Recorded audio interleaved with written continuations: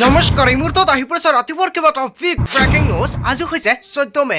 অলপ পিছতে অৰুণোদয়ৰ প্ৰতিজন হিতাধিকাৰীৰ বেংক একাউণ্টত ৩,০০০ টকা সোমাই দিব অসমৰ মুখ্যমন্ত্ৰী ডক্টৰ হিমন্ত বিশ্ব শৰ্মাই ৭ টাকৈ বৃহৎ ঘোষণা কৰিছে মুখ্যমন্ত্ৰী ডক্টৰ হিমন্ত বিশ্ব শৰ্মাই।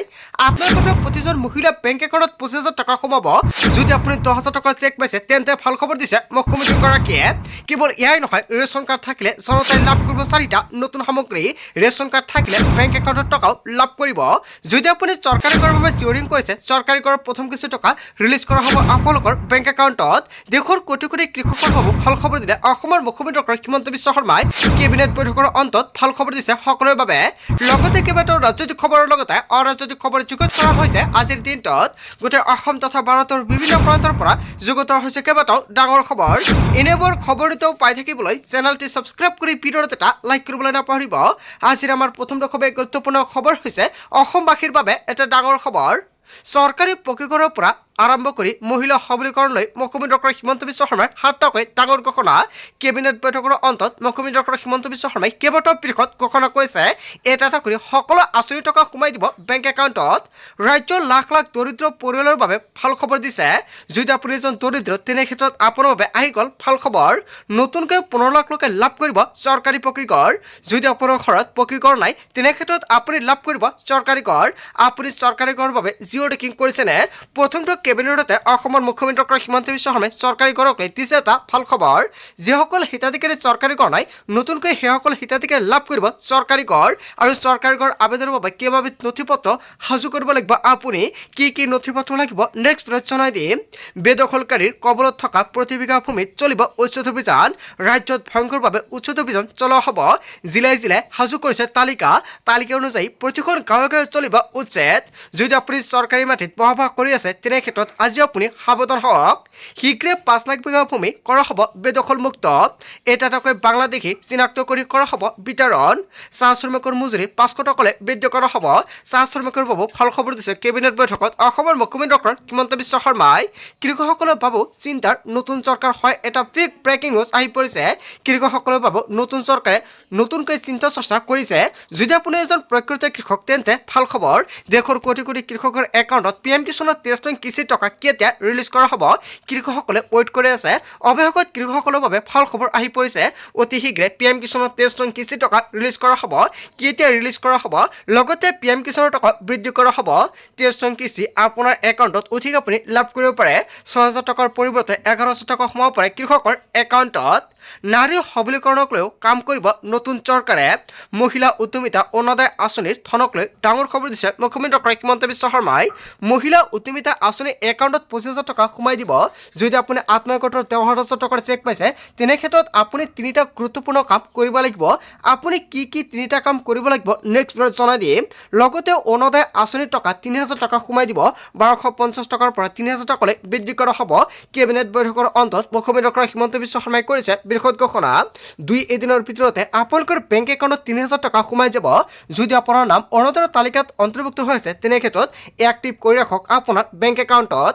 কিয়নো যিকোনো সময়তে যিকোনো মুহূৰ্তত আপোনাৰ বেংক একাউণ্টত সোমাই যাব ৩,০০০ টকা লগে লগে লাভ কৰিব আপোনাৰ বেংক একাউণ্টত। যদি আপোনাৰ একাউণ্টটো এক্টিভ নাই অতি শীঘ্ৰে এক্টিভ কৰি ৰাখক। যদি আপুনি KYC কৰা নাই অতি শীঘ্ৰে KYC কৰি ৰাখক। লগতে মহিলা গোটৰ ৩টা কাম কি কৰিব লাগিব নেক্সট ভিডিঅ'ত জনাই দিম। আজিৰ ভিডিঅ'ত যিমান পাৰে সকলোৱে শ্বেয়াৰ কৰি দিব। লগতে অসমৰ মুখ্যমন্ত্ৰী ডক্টৰ হিমন্ত বিশ্ব শৰ্মাই ৰেচন কাৰ্ডৰ হিতাধিকাৰীৰ বাবে ভাল খবৰ দিছে। যদি আপোনাৰ ৰেচন কাৰ্ড আছে আপুনি কেইবাবিধ সামগ্ৰী নতুনকৈ লাভ কৰিব। চেনি দালি নিমখ লগতে লাভ কৰিব মিঠাতেল, আধা কিলোকৈ চাহপাতো লাভ কৰিব। যদি আপোনাৰ ৰেচন কাৰ্ড আছে এইকেইবিধ সামগ্ৰী সম্পূৰ্ণ বিনামূলীয়াকৈ লাভ কৰিব অসমৰ পৰা। আগতে ১০০ টকা দিব লাগিছিল, এইটো আপুনি ১০০ টকা দিব নালাগে। মুখ্যমন্ত্ৰী ডক্টৰ হিমন্ত বিশ্ব শৰ্মাৰ বৃহৎ ঘোষণা। তাৰ পিছত অসমবাসী ৰাজুক জনসমৰ পৰৱৰ্তী খুবেই গুৰুত্বপূৰ্ণ খবৰ। লগতে এটা ডাঙৰ খবৰ, ৰাজ্যৰ হাজাৰ হাজাৰ যুৱক যুৱতীৰ বাবে ভাল খবৰ আহি পৰিছে। ২ লাখ চাকৰি দিয়া হ'ব যুৱক যুৱতীসকলক।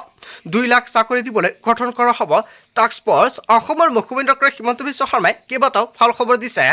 মুখ্য সচিবৰ অধীনত গঠন কৰা হ'ব এই টাস্ক ফ'ৰ্চ। আৰু টাস্ক ফ'ৰ্চে নিৰীক্ষণ কৰিব কেনেকৈ অহা ৫ বছৰত ২ লাখ যুৱক যুৱতীক দিব পাৰে। যুৱক যুৱতীক দিয়া প্ৰতিশ্ৰুতি কৰা হ'ব পালন। কেবিনেট বৈঠকৰ অন্তত অসমৰ মুখ্যমন্ত্ৰী ডক্টৰ হিমন্ত বিশ্ব শৰ্মাই কৰিছে বৃহৎ ঘোষণা।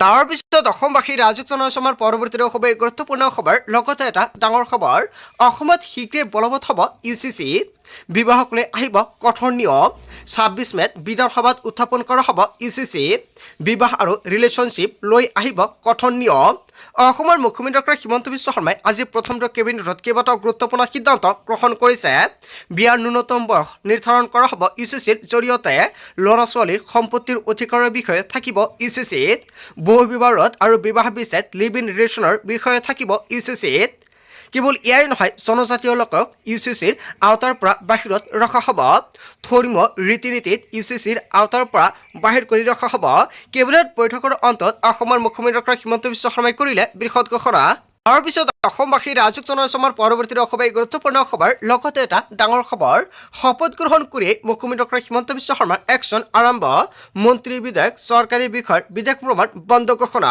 6 মাহলৈ প্ৰযোজ্য হ'ব বিদেশ ভ্ৰমণ বন্ধৰ নিৰ্দেশনা চৰকাৰৰ আওতাত থকা বিধায়ক মন্ত্ৰীয়ে ক্ৰয় কৰিব নোৱাৰিব বিদেশী সামগ্ৰী 6 মাহলৈ চৰকাৰে অনুষ্ঠিত নকৰে কৰ্মশালা আৰু চৰকাৰী সভা মন্ত্ৰী বিধায়কৰ হ্ৰাস কৰা হ'ব কনভয়ৰ বাহন হ্ৰাস কৰাৰ সিদ্ধান্ত ৰাজ্যপাল আৰু মুখ্যমন্ত্ৰীৰ ইন্ধনৰ বাহিৰৰ বাবে সিদ্ধান্ত মুখ্যমন্ত্ৰী ডক্টৰ হিমন্ত বিশ্ব শৰ্মাই হয় বন্ধু বান্ধৱীসকল এটা বিগ ব্ৰেকিং নিউজ আহি পৰিছে ইন্ধনৰ ৰাশিৰ বাবে গুৰুত্বপূৰ্ণ সিদ্ধান্ত গ্ৰহণ কৰিছে মুখ্যমন্ত্ৰীয়ে শপত গ্ৰহণ কৰি মুখ্যমন্ত্ৰী ডক্টৰ হিমন্ত বিশ্ব শৰ্মাৰ বৃহৎ একশ্যন তাৰ পিছত অসমবাসী ৰাইজক জনাইছোঁ আমাৰ পৰৱৰ্তী খুবেই গুৰুত্বপূৰ্ণ খবৰ লগতে এটা ডাঙৰ খবৰ ৰাজ্যৰ লাখ লাখ বাহনৰ গৰাকীৰ বাবে বৃহৎ খবৰ আহি পৰিছে ৰাজপথৰ পৰাই জব্দ হ'ব পাৰে আপোনাৰ প্ৰিয় বাহনখন প্ৰথমখন কেবিনেটতে ডাঙৰ সিদ্ধান্ত গ্ৰহণ কৰিছে মুখ্যমন্ত্ৰী ডক্টৰ হিমন্ত বিশ্ব শৰ্মাই আজিৰ পৰা অসমৰ ৰাজপথত চলিব নোৱাৰিব 15 বছৰৰ পুৰণি বাহন 15 বছৰ পুৰণি বাহন চলালে বিপদত পৰিব বাহনৰ গৰাকীয়ে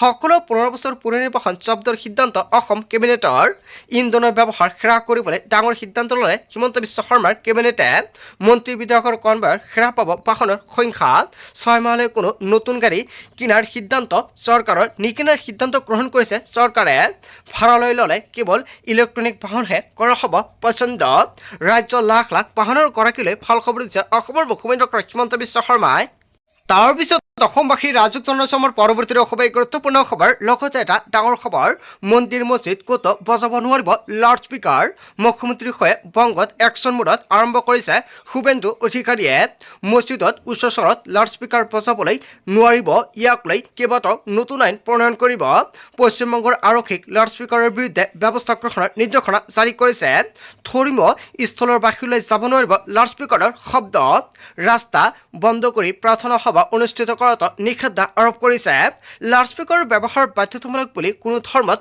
নাই নিয়ম মন্দিৰ মছজিদ ক'তো বজাব নোৱাৰিব লাউড স্পীকাৰ হয় এটা বিগ ব্ৰেকিং নিউজ আহি পৰিছে পশ্চিমবংগত যিটো নতুন আইন আনিছে ইয়াৰ বিষয়ে জনতাই কি ক'ব যদি জনতাৰ কিবা মন্তব্য কৰিব লগা থাকে আপোনালোকৰ মন্তব্যটো নিশ্চয় কমেণ্ট বক্সত জনাই দিব তাৰ পিছত অসমবাসী ৰাইজক জনাইছোঁ আমাৰ পৰৱৰ্তী খুবেই গুৰুত্বপূৰ্ণ খবৰ লগতে এটা ডাঙৰ খবৰ আজিৰ পৰা চৰকাৰে কাম আৰম্ভ কৰিব অসমৰ সুৰক্ষা আৰু বিকাশ আমাৰ দায়িত্ব অসম অসমীয়া আৰু ভাৰতীয় ইয়াই আমাৰ মূল মন্ত্ৰ বিকাশৰ গংগা নমাই অনা হ'ব অসমলৈ আমাৰ কাম কাজত ইয়াক প্ৰতিফলন দেখিবলৈ পাব এইবাৰ কামে কথা ক'ব বুলি মন্তব্য কৰিছে অসমৰ মুখ্যমন্ত্ৰী ডক্টৰ হিমন্ত বিশ্ব শৰ্মাই কথা কৈ লাভ নাই ডাইৰেক্ট একশ্যন হ'ব কামে কথাবোৰ কৈ যাব হাতে কামে আমি আমাৰ প্ৰতিশ্ৰুতি পূৰণ কৰিম কামে কথাবোৰ কৈ যাব বুলি মন্তব্য কৰিছে মুখ্যমন্ত্ৰী ডক্টৰ হিমন্ত বিশ্ব শৰ্মাই কথা কোৱাৰ সময় পাৰ হৈ গ'ল এতিয়া কথা ক'লে মানুহে বেয়া পাব এতিয়া মানুহে কাম চাব বিচাৰিছে মুখ্যমন্ত্ৰী ডক্টৰ হিমন্ত বিশ্ব শৰ্মাই দায়িত্ব লৈ প্ৰথমটো প্ৰতিক্ৰিয়া প্ৰকাশ কৰিছে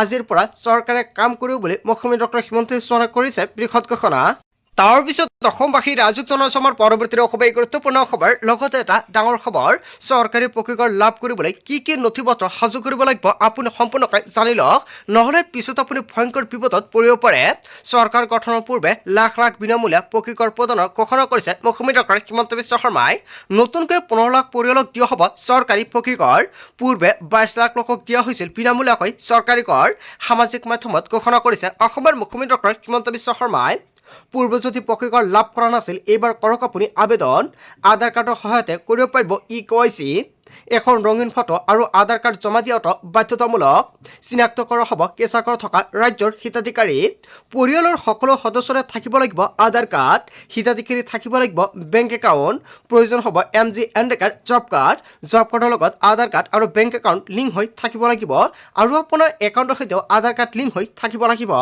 দুচকীয়া বাহন থাকিলেও পাব আপুনি চৰকাৰী কৰ মহিলাৰ উপাৰ্জন 15,000 টকা হ'লেও পাব আপুনি চৰকাৰী কৰ 5 একৰ মাটি থাকিলেও পাব আপুনি বিনামূলীয়াকৈ চৰকাৰী কৰ অসমৰ মুখ্যমন্ত্ৰী ডক্টৰ হিমন্ত বিশ্ব শৰ্মাই চৰকাৰী কৰক লৈ কেইবাটাও বিষয়ত মন্তব্য কৰিছে যদি আপোনাৰ চৰকাৰী কৰ নাই অতি শীঘ্ৰে কৰক আবেদন কেনেকৈ আবেদন কৰিব যদি আপোনালোকৰ ভিডিঅ' লাগে এতিয়া এটা কমেণ্ট কৰি জনাই দিয়ক নেক্সট ভিডিঅ'ত জনাই দিম তাৰপিছত অসমবাসী ৰাজুক জনসমৰ পৰৱৰ্তী খুবেই গুৰুত্বপূৰ্ণ খবৰ লগতে এটা ডাঙৰ খবৰ দেশত হুৰাহুৰে বৃদ্ধি পাব পাৰে পেট্ৰল ডিজেলৰ মূল্য 15 মেৰ পূৰ্বে বৃদ্ধি পাব পাৰে পেট্ৰল ডিজেলৰ মূল্য ভাৰতত প্ৰতি মাহত বৃহৎ ক্ষতিৰ সন্মুখীন হৈছে ইন্ধন কোম্পানীয়ে ইৰাণ আমেৰিকাৰ যুদ্ধৰ মাজতে বৃদ্ধি পাইছে খাৰুৱা তেলৰ দাম আৰু হৰমুজ প্ৰণালীত নিষিদ্ধা জাৰি কৰাৰ পাছতো খাৰুৱা তেলৰ দাম বৃদ্ধি পূৰ্বে প্ৰতি বেৰেল খাৰুৱা তেলৰ দাম আছিল $70 আৰু যুদ্ধৰ প্ৰভাৱ পৰি একেবাৰে প্ৰতি বেৰেলত দাম বৃদ্ধি পাইছে $126 লৈ বিশ্বৰ বিভিন্ন ৰাষ্ট্ৰত দাম বৃদ্ধিৰ পাছতে ভাৰতত হোৱা নাছিল মূল্য বৃদ্ধি